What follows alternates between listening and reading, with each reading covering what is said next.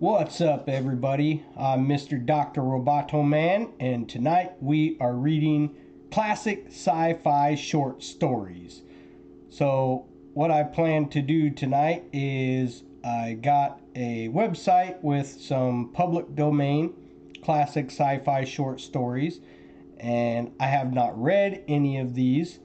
And to make it a surprise, well, a surprise for me, it won't be a surprise for you because I will have the title and what the book is in the description.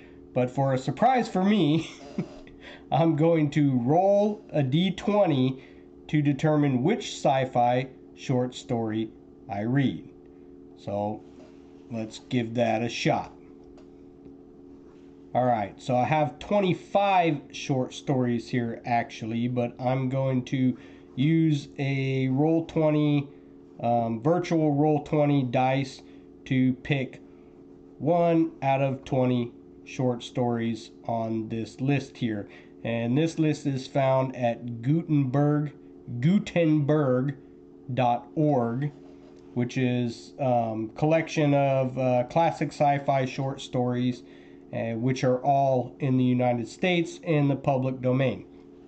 So there is no copyright infringement. Roll the d20. We got a 1. Okay, so I crit failed with a 1. But I guess since this is the first one I'm reading, I'm laughing because the number 1 is the one I did test record on. So I guess that's the one we're going to do. It is entitled 2BR02B by Kurt Vonnegut. Okay, Kurt Vonnegut. I think I'm pronouncing that right. Unless it's Vanier or something weird like that.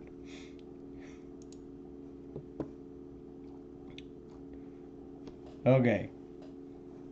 So this short story was released in May 3rd of 2007. No. Release date May 3rd, 2007. That shouldn't be public domain. That's interesting. Most of these are usually like 50 years old or something, but I don't know. If I'm copyrighting this, sorry. These are all supposed to be public domain stories. But let's go for it. 2BR02B. I think it's 2BR02B if you pronounce it. And that is... I think that's the pun going here is 2B are not to be by Kurt Vonnegut Jr. Everything was perfectly swell. There were no prisons, no slums, no insane asylums, no cripples, no poverty, no wars. All diseases were conquered, so was old age. Death, barring accidents, was an adventure for volunteers. The population of the United States was established at 40 million souls. One bright morning in the Chicago Lying-in Hospital, a man named Edward Kate Welling Jr. waited for his wife to give birth. He was the only man waiting. Not many people were born a day anymore. Welling was 56, a mere strapling in a population whose average age was 129. Welling was 56, a mere stripling. Is it stripling or strapling? Welling was 56, a mere stripling in a population whose average age was 129. X-rays had revealed that his wife was going to have triplets. The children would be his first. Young Welling was hunched in his chair, his head in his hand. He was so rumpled, so still and colorless as to be virtually invisible. His camouflage was perfect, since the waiting room had a disorderly and demoralized air to it. Chairs and ashtrays had been moved away from the walls. The floor was paved with spattered drop cloths. This room was being redecorated. It was being redecorated as a memorial to a man who had volunteered to die. A sardonic old man, about 200 years old, sat on a stepladder painting a mural he did not like. Back in the days when people aged visibly, his age would have been guessed at 35 or so. Aging had touched him that much before the cure for aging was found. The mural he was working on depicted a very neat garden. Men and women in white, doctors and nurses, turned the soil, planted seedlings, sprayed bugs, spread fertilizer. Never, never, never, not even in medieval Holland nor old Japan, had a garden been more formal, been better tended. Every plant had all the loam, light, water, air, and nourishment it could use.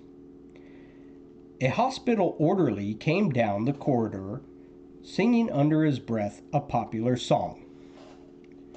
If you don't like my kisses, honey, here's what I will do. I'll go see a girl in purple, kiss the sad world toodly-doo. If you don't want my lovin', why should I take it up all the space? I'll get off this old planet, let some sweet baby have my place. The orderly looked in at the mural and the muralist. Looks so real, he said. I can particularly imagine I'm standing in the middle of it. What makes you think you're not in it? Said the painter. He gave a sarcastic smile. It's called the Happy Garden of Life, you know. That's good of Dr. Hitz, said the orderly. He was referring to one of the male figures in white, whose head was a portrait of Dr. Benjamin Hitz, the hospital's chief obstetrician. Hitz was a blindingly handsome man. Lot of faces still to fill in, said the orderly.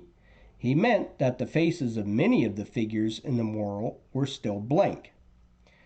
All blanks were to be filled with portraits of important people, on either the hospital staff or from the Chicago office of the Federal Bureau of Termination.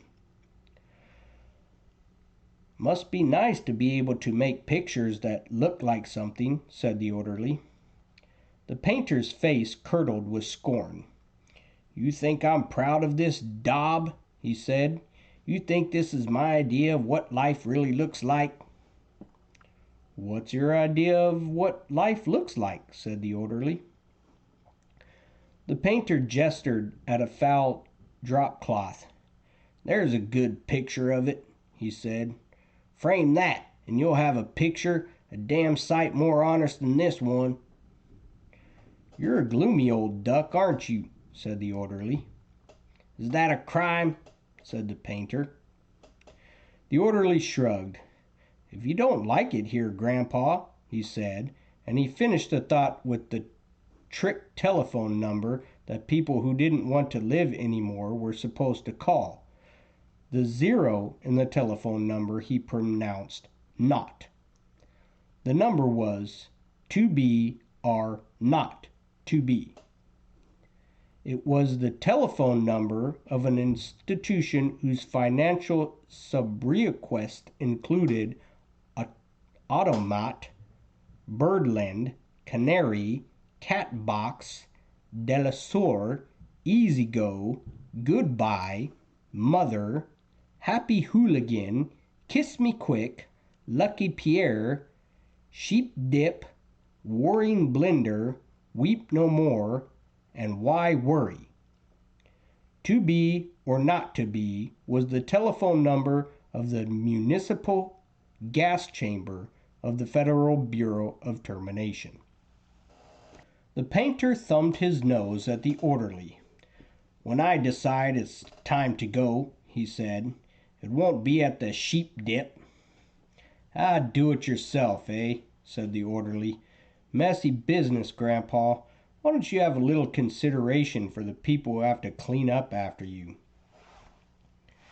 The painter expressed with an obscenity his lack of concern for the tribulations of his survivors. "The world could do with a good deal more mess, if you ask me," he said. The orderly laughed and moved on. Welling, the waiting father, mumbled something without raising his head, and then he fell silent again. A coarse, formidable woman strode into the waiting room on spike heels. Her shoes, stockings, trench coat, bag, and overseas cap were all purple. The purple the painter called the color of grapes on Judgment Day. The medallion on her purple musette bag was the seal of the Service Division of the Federal Bureau of Termination, an eagle perched on a turnstile. The woman had a lot of facial hair, an unmistakable mustache, in fact. A curious thing about gas chamber hostesses was that no matter how lovely and feminine they were when recruited, they all sprouted mustaches within 5 years or so. That's definitely a curiosity. "Is this where I'm supposed to come?" she said to the painter. "A lot would depend on what your business was," he said. "You aren't about to have a baby, are you?" "They told me I was supposed to pose for some picture," she said. "My name's Leora Duncan." She waited. "And you dunk people?" he said. "What?" she said. "Skip it," he said. "That sure is a beautiful picture," she said. "Looks just like heaven or something." "Or something," said the painter. He took a list of names from his smock pocket. "Duncan, Duncan, Duncan," he said, scanning the list. "Yes, here you are. You're entitled to be immortalized. See any faceless body here you'd like me to stick your head on? We've got a few choice ones left." She studied the mural bleakly. "Gee," she said, "they're all the same to me. I don't know anything about art." "A body's a body, eh?" he said. "All righty. As a matter of fine art, I recommend this body here." He indicated a faceless figure of a woman who was carrying dried stalks to a trash burner. "Well," said Leora Duncan, "that's more the disposal people, isn't it? I mean, I'm in service. I don't do any disposing." The painter clapped his hands in mock delight. "You say you don't know anything about art, and then you prove in the next breath that you know more about it than I do. Of course, the sheave carrier is wrong for a hostess." "Of course the sheave carrier is wrong for a hostess. A snipper, a pruner, that's more your line." He pointed to a figure in purple who was sawing a dead branch from an apple tree.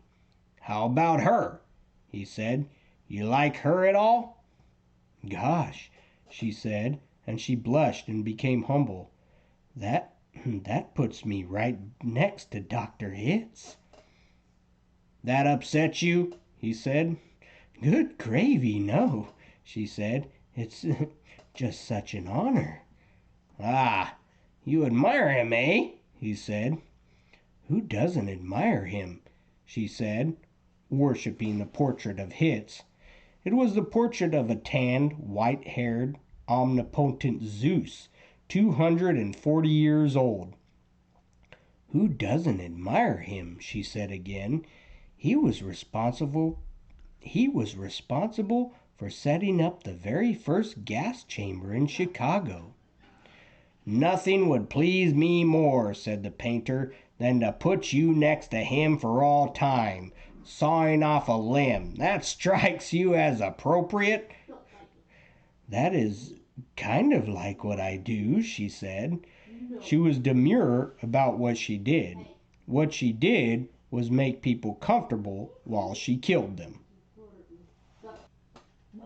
And while Leora Duncan was posing for her portrait, into the waiting room bounded Dr. Hitz himself. He was 7 feet tall, and he boomed with importance, accomplishment, and the joy of living. "Well, Miss Duncan, he said, and he made a joke. "What are you doing here?" he said. "This isn't where the people leave. This is where they come in." "We're going to be in the same picture together," she said shyly. "Good," said Dr. Hitz heartily. "And say, isn't that some picture?" "I sure am honored to be in it with you," she said. "Let me tell you," he said, "I'm honored to be in it with you. Without women like you, this wonderful world we've got wouldn't be possible." He saluted her and moved toward the door that led to the delivery rooms. "Guess what was just born?" he said. "I can't," he said. "Triplets," he said. "Triplets?" she said. She was exclaiming over the legal implication of triplets. The law said that no newborn child could survive unless the parents of the child could find someone who would volunteer to die. Triplets, if they were all to live, called for 3 volunteers. "Do the parents have 3 volunteers?" said Laura Duncan. "Last I heard," said Dr. Hitz, "they had 1, and were trying to scrape another 2 up." "I don't think they made it," she said. "Nobody made 3 appointments with us. Nothing but singles going through today, unless somebody called in after I left. What's the name?" "Welling," said the waiting father, sitting up, red eyes and frowsy. "Edward K. Welling, Jr. is the name of the happy father-to-be." He raised his right hand, looked at a spot on the wall, gave a hoarsely wretched chuckle. "Present," he said. "Oh, Mr. Welling," said Dr. Hitz, "I didn't see you." "The Invisible Man," said Welling. "They just phoned me that your triplets have been born," said Dr. Hitz. "They're all fine, and so is the mother. I'm on my way to see them now." "Hooray," said Welling emptily. "You don't sound very happy," said Dr. Hitz. "What man in my shoes would be happy?" said Welling. He gestured with his hands to symbolize carefree simplicity. "All I have to do is pick out which one of the triplets is going to live, then deliver my maternal grandfather to the happy hooligan, and come back here with a receipt." Dr. Hitz became rather severe with Welling, towered over him. "You don't believe in population control, Mr. Welling?" he said. "I think it's perfectly keen," said Welling tautly. "Would you like to go back to the good old days when the population of the earth was 20 billion, about to become 40 billion, then 80 billion, then 160 billion? Do you know what a druplet is, Mr. Welling?" said Hertz. "Nope," said Welling sulkily. "A druplet, Mr. Welling, is one of the little knobs, one of the little pupply grains of blackberry," said Dr. Hitz. Without population control, human beings would now be packed on the surface of this old planet like droplets on a blackberry. Think of it. Welling continued to stare at the same spot on the wall. In the year 2000, said Dr. Hitz, before scientists stepped in and laid down the law, there wasn't even enough drinking water to go around, and nothing to eat but seaweed, and still people insisted on the right to reproduce like jackrabbits, and their right, if possible, to live forever. I want those kids, said Wellington quietly. I want all three of them. Of course you do, said Dr. Hitz. That's only human. I don't want my grandfather to die either, said Welling. Nobody's really happy about taking a close relative to the cat box, said Dr. Hitz, gently, sympathetically. I wish people wouldn't call it that, said Leora Duncan. What? Said Dr. Hitz. I wish people wouldn't call it the cat box and things like that, she said. It gives people the wrong impression. You're absolutely right, said Dr. Hitz. Forgive me. He corrected himself, gave the municipal gas chambers their official title, a title no one ever used in conversation. I should have said Ethical Suicide Studios, he said. That sounds much better, said Leora Duncan. This child of yours, whichever one you decide to keep, Mr. Welling, said Dr. Hitz, he or she is going to live on a happy, roomy, clean, rich planet thanks to population control. In a garden like that muir there, he shook his head. 2 centuries ago, when I was a young man, it was a hell that nobody thought could last another 20 years. Now centuries of peace and plenty stretch before us as far as the imagination cares to travel. He smiled luminously. The smile faded as he saw that Welling had just drawn a revolver. Welling shot Dr. Hitz dead. There's room for one, a great big one, he said, and then he shot Leora Duncan. It's only death, he said to her as she fell. There, room for 2. And then he shot himself, making room for all 3 of his children. Nobody came running. Nobody seemingly heard the shots. The painter sat on the top of his stepladder, looking down reflectively on the sorry scene.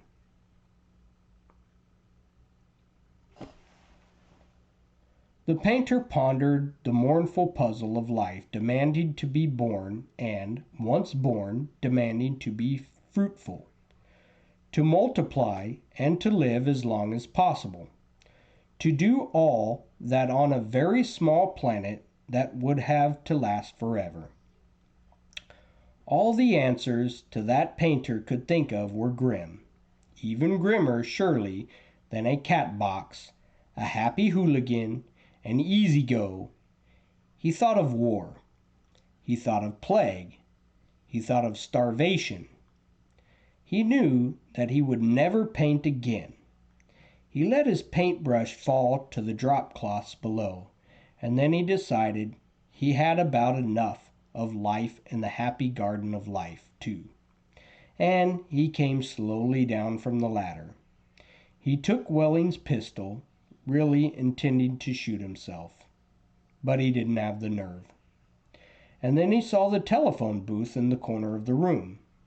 He went to it, dialed the well-remembered number, 2B or not 2B. Federal Bureau of Termination, said the very warm voice of hostess. How soon could I get an appointment? He asked, speaking very carefully. We could probably fit you in late this afternoon, sir, she said.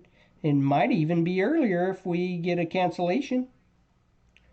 All right, said the painter. Fit me in, if you please. And he gave her his name, spelling it out. Thank you, sir, said the hostess.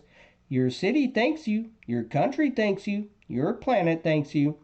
But the deepest thank of all is from future generations. The end. So, yeah, let me know in the comments what you thought about this story. I did not expect it to be so grim. The interesting thing I would say is I would have to relook at the date, but this is a conversation that even goes on today about population control and what it means for the planet. Um, yeah, let me know your guys' opinion. I will post my opinion maybe in the comments. It's a deep philosophical question, I suppose. I didn't expect it to be so deep. Sometimes sci-fi short stories are like that. They're a little they're a little wild and deep. So yeah, I don't know. We'll see how this one goes. But thanks for checking it out. I think I'm gonna. So if you like these stories and you'd like to see more or hear me, listen to me read more, don't forget to hit that subscribe button, like the video, and share your comments about what you thought of the story when you get to the end.